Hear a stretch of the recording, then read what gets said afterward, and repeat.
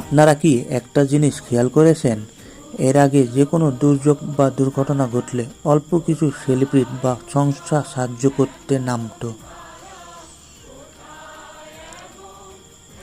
এবার অনেকটাই ভিন্ন চিত্র।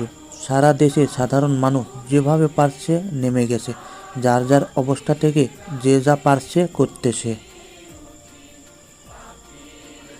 অনেকে রওনা দিয়েছে, আবার কেউ আসতেছে, তবে এরকমটা আমি আগে কখনো দেখিনি। দেশের মানুষ এখন দেশকে ভালোবাসতে শুরু করেছে। স্বৈরাচার পতনের সাথে সাথে সবাই দেশটাকে নিজের মতো করে ভাবছে।